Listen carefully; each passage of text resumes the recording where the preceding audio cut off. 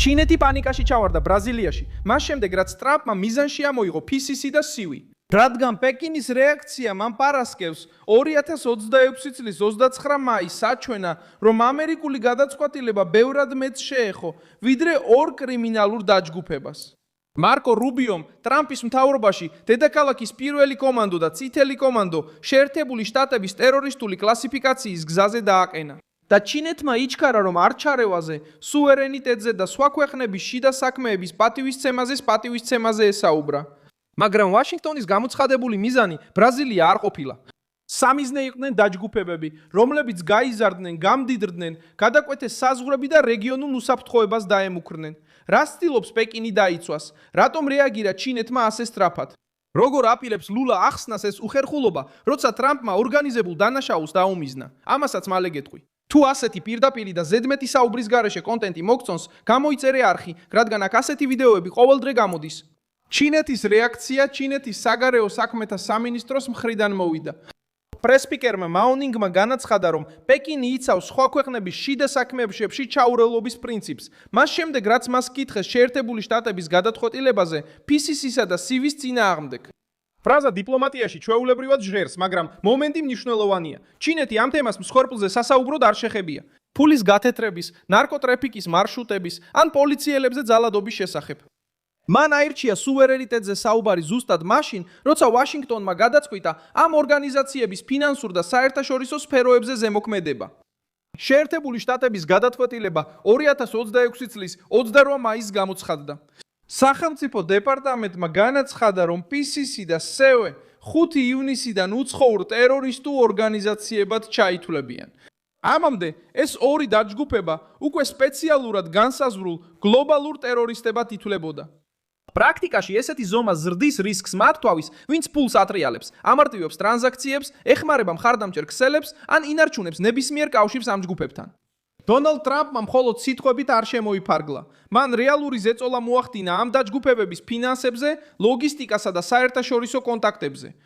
მარკო რუბიომ ეს ზომა ასე ახსნა. PCC და CV ბრაზილიის ყველაზე ძალადობრივ კრიმინალურ ორგანიზაციებს შორის არიან. ათასობით წევრით, პოლიციისა და სამოქალაქო ხელისუფლების წინააღმდეგ თავდასხმებით, ასევე უკანონო ქსელებით, რომლებიც ბრაზილიის საზღვრებს ცილდება. ეს საკითხი ხსნის ნერვიულობას ბრაზილიასა და პეკინში. ბრაზილიის მთავრობა უკვე ცდილობდა ამ კატეგორიზაციის თავიდან აცილებას. პლანალტუზე შეშფოთება ის იყო, რომ ტერორიზმის იარლიყი გახსნიდა გზას უფრო მკაცრი ზომებისთვის შეერთებული შტატების მხრიდან იმ ადამიანების, კომპანიების, ბანკების ან სტრუქტურების მიმართ, რომლებიც პირდაპირ ან ივიბად დაკავშირებულნი არიან ამ ქსელებთან. სელსო ამორიმმა სცადა თემისთვის ზვარი დაესვა, როდესაც თქვა, რომ ფულის გათეთრებისა და იარავის კონტრაბანდის წინააღმდეგ თანამშრომლობა მისაღებია, მაგრამ ნებისმიერი საბაბი ჩარევისთვის მიუღებელი იქნებოდა. ფაქციების წინააღმდეგ ოპერაციის აღნიშვნის ნაცვლად მთავრობამ იჩქარა და პოლიტიკური ბარიერი ააგო ტრამპის წინააღმდეგ. სწორედ აქ ჩნდება ჩინეთი. პეკინგმა დაინახა შანსი, მიეცა ლულასთვის ის ნარატივი, რომელიც ყველაზე მეტად მოსწონს მუშათა პარტიას. თითქოს ბრაზილიას უცხოური დალა ემუქრება. მაგრამ ეს ინტერპრეტაცია მალავს მთავარ ფაქტს. ტრამპმა ბრაზილია საფრთხედ არ გამოაცხადა. ტრამპის სამიზნე იყო PCC და CV. მემარცხენეები ცდილობენ ორი რამე აურიონ, რადგან სჭირდებათ კრიმინალებზე ზეწოლა გადააქციონ ეროვნულ სუვერენიტეტზე თავდასხმად. ეს მანევრი ყურადღებას აშორებს დაჯგუფებებს და დისკუსიას იდეოლოგიურ ველზე გადაიტანს.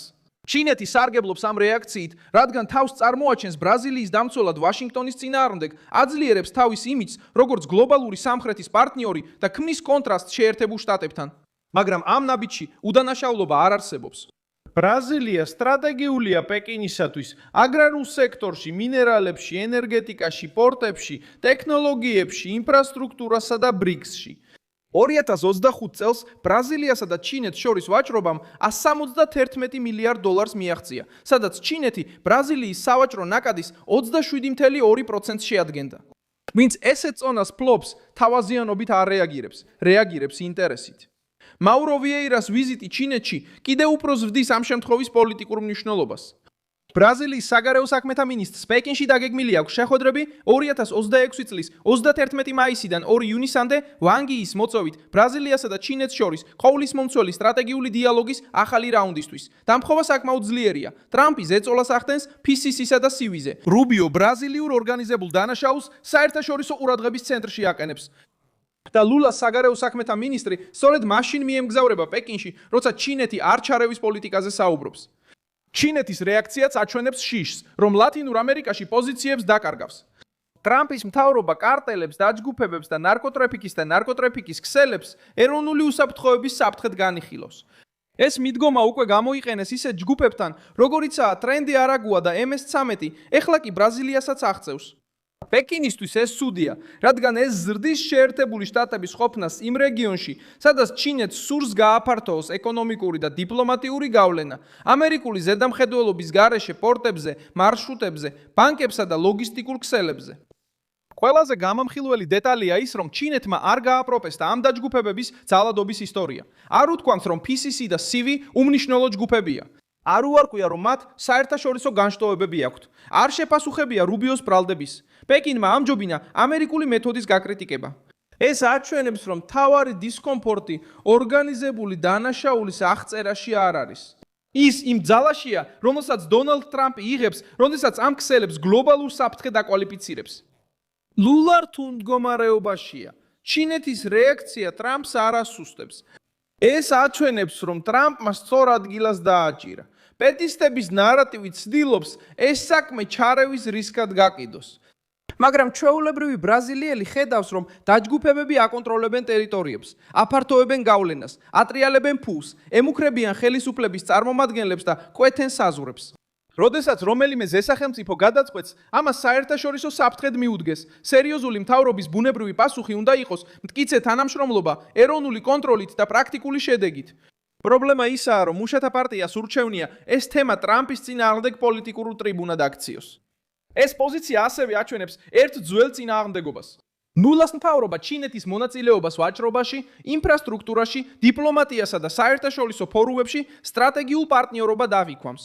მაგრამ როდესაც შეერთებული შტატები უსაფრთხოების საკითხში ერთვება და დაჯგუფებებზე ზეწოლას ახდენს, პლანალტო სუვერენიტეტის განგაშს რთავს. მიდგომის განსხვავება აჩვენებს, რომ სუვერენიტეტის სიტყვა ხშირად ინსტრუმენტად იქცევა. იგი გამოიყენება ვაშინგტონის შესაჩერებლად, მაგრამ იშვიათად ჩნდება იგივე ძალით, როდესაც პეკინი ზრდის თავის გავლენას ბრაზილიაში. ჩინეთმა იცის, რომ სიტყვა ტერორიზმი თამაშის წესებს ცვლის. ბანკები უფრო ფრთხილად აკვირდებიან, კომპანიები რისკს არიდებენ თავს, შუამავლები ექვემდებარებიან რისკს, ხელისუფლებამ პასუხი უნდა გასცეს, საერთაშორისო პარტნიორები ახსნა განმარტებას ითხოვენ. ეს არის დიპლომატიური პანიკის მიზეზი. ეს მხოლოდ სიტყვიერი დაპირისპირება არ არის. ეს არის შესაძლებლობა, რომ ბრაზილიური ორგანიზებული დანაშაული განიხილებოდეს როგორც გლობალური ქსელის ნაწილი, შედეგებით რომლებიც პლანალტოს პოლიტიკური გავლენის მიღმაა. შემდეგი თავი ფულსა და დიპლომატიაში გაგრძელდება.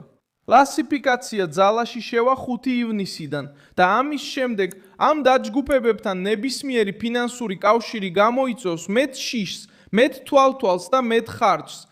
ამასობაში ლულა პეკინში მაურო ვიეირას გააგზავნის. ჩინეთი არ ჩარევის პოლიტიკაზე ისაუბრებს, ხოლო ტრამპი ამერიკულ სახელმწიფო აპარატს გამოიყენებს, რათა PCC და CIVI ნეხში მოაქციოს.